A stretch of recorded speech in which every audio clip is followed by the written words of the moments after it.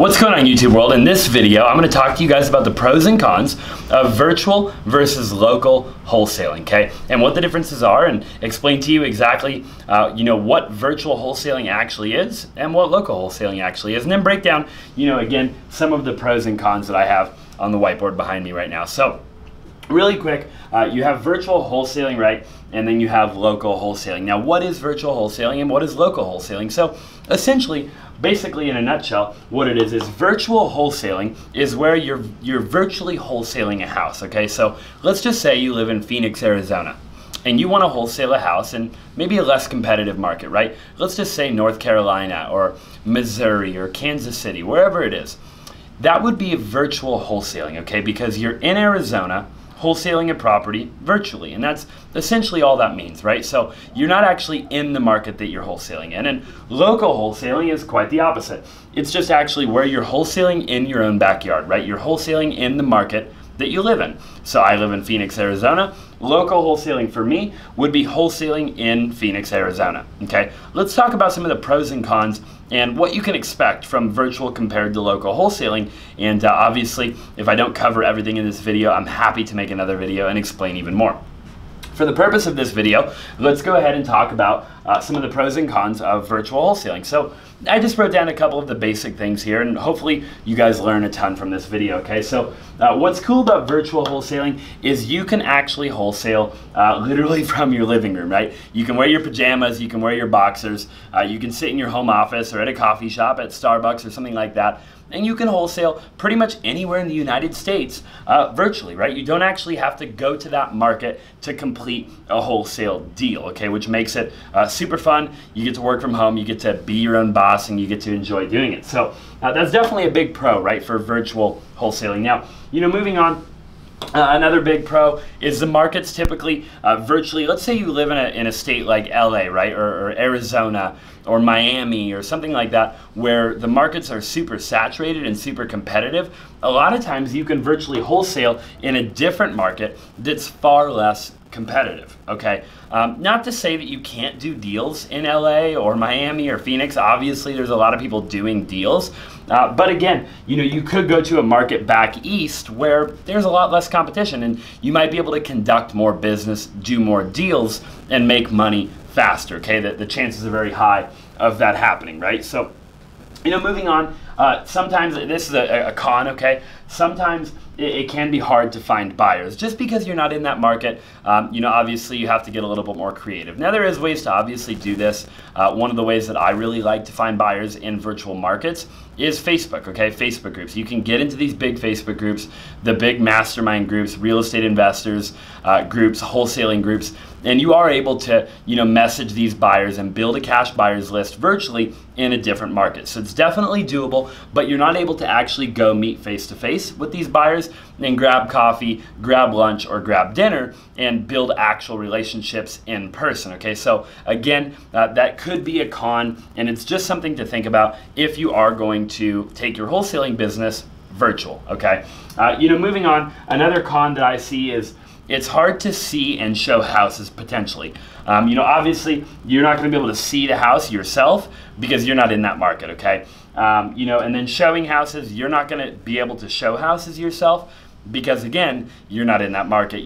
An alternative for this, obviously, is you could find somebody to do it for you, okay? You could find somebody to pay them, $20 or $30 or $40 or $50 to go out and take pictures of a property for you, or to let your cash buyers in. You could get a partner, right? And you could split the profits that you make from that wholesale deal in the market that you're trying to virtually wholesale in. Okay, it's definitely an option. So, again, something to think about if you're going to go virtual with your wholesaling business, right? Just keep that in mind. You are going to want to think outside of the box and figure out some of those cons, okay? Again, they're not major cons. It's not going to stop you from wholesaling virtually. You're going to be able to go out there and do a ton of business virtually, right? And be very successful. Just a couple of things I want you to think about if it's something you're thinking about.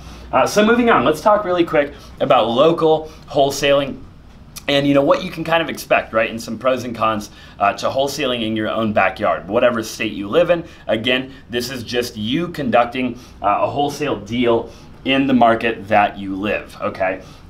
So first off, a pro would be it's easier to look at properties, right? Obviously, you are in your own backyard, and you're going to be able to drive to the property. You're going to be able to look at the property, take pictures of the property, meet buyers at the property, okay? You're going to be able to do an in-person meeting with the seller. If you need to get a contract signed in person, you're not able to do it for whatever reason via, DocuSign, okay, or e-sign or some sort of online electronic signature platform. You're actually going to be able to go and do whatever you need to do in person, right, physically, and that could be a big pro, right? That could make your life a lot easier potentially. So, something to keep in mind when deciding whether you're going to go local, virtual, or both, okay? I know a lot of people, including myself, where, I actually do run a virtual wholesaling business, but I also run a local wholesaling business, and a lot of the big players probably would say the same, but it wasn't always that way. I obviously started out in my wholesaling career just doing and focusing on my local real estate market, right? Obviously mastering my real estate market where I live and understanding it to the best degree possible, and then obviously going virtual, after a period of time. So, moving on, it's easier to show properties, okay? And I kind of touched base on bullet point number 2 here when I was talking about bullet point number 1, right? Obviously, you can go out, you can show these properties to buyers. It's super, super easy to do, okay? So already talked about that, but kind of moving on to number 3. And I did just kind of touch base on this one too. It's easier to get to know your market, okay? Anytime you live in a market, it's easy to drive around. It's easy to look on the MLS if you have MLS access, or Zillow, Redfin, Realtor, Trulia. Again, it's super easy to get to know your market very well, to know what's working, what's not working, what areas are better than others, where you want to put your bandit signs, where you want to send direct mail. Potentially, if you're cold calling, what zip codes you want to focus on while cold calling, or whatever it is that you're doing for marketing, okay? Again, it's just going to be easier. Not to say that you can't do that all virtually. Again, it's just going to be a bit more complicated and a bit more challenging in the beginning, okay? So, something to definitely consider, right, when thinking about if you want to go virtual or not, or if you want to just stick to the local, right, wholesaling business. So, moving on to bullet point number 4, you get to know your cash buyers, aka your investors, on a more personal level, right? With cash buyers and with investors, one of the things that I've always personally liked to do was take them out, right? And we kind of talked about this over here, but take the cash buyer or the investor out and build true relationships face to face over coffee, over lunch, or over dinner, and actually formulate that big cash buyers list in your local real estate market, and have, be able to put a face to the name and get them to like, trust, and respect you, build tons of rapport. So when you do find those amazing deals, you're able to pick up the phone, give them a call, and they already like, trust, and respect you because they've met with you, they've had coffee with you, they've had dinner with you, and they're more likely to buy your properties faster because you've been able to build those in-person relationships. Definitely something to think about when deciding whether or not you want to go virtual versus local in building your real estate business. So moving on, some kind of final closing thoughts. Obviously, stay to the end of the video. It's easier to build a team locally, okay? And what do I mean by that? I mean, you might have a decent following on social media, or you might have a decent network in your local market, and it's always easier to build a team. So, you might need acquisition people, you might need disposition people, maybe you want to go send some people out to do some door knocking for you or help you put up bandit signs. Whatever the case is, or whatever you need help with in your local market, it is easier to build a team because you know people, right? And people know you, and you might not know people unless you're really big on social media or you've established connections all throughout the United States.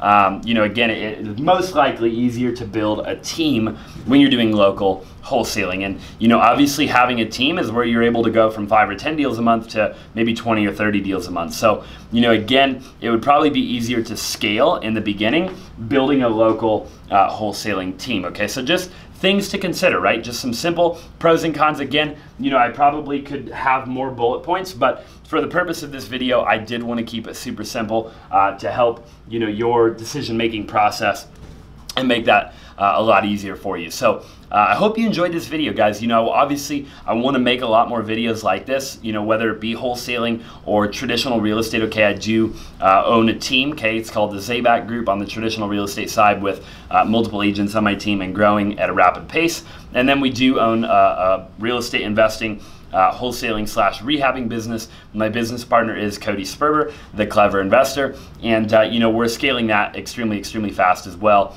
And so, you know, whatever it is that you're looking to see in the future when it comes to, you know, videos like this, feel free, drop in the comment section down below. You know, I'm always open to ideas. My goal is to, you know, take information that, you know, obviously a lot of people charge for and, you know, give it to you for free, right? So if you're watching this video and you can think of something on your mind where you're like, hey, Austin, you know, I'd love to know X, Y, or Z, I would absolutely love for you to drop that down below, because I'm happy to make a video about that, right? Especially if it's a good idea and I think a lot of people can a lot of people can get value from that video. So appreciate it again for watching the video. Please smash that thumbs up button if you haven't already.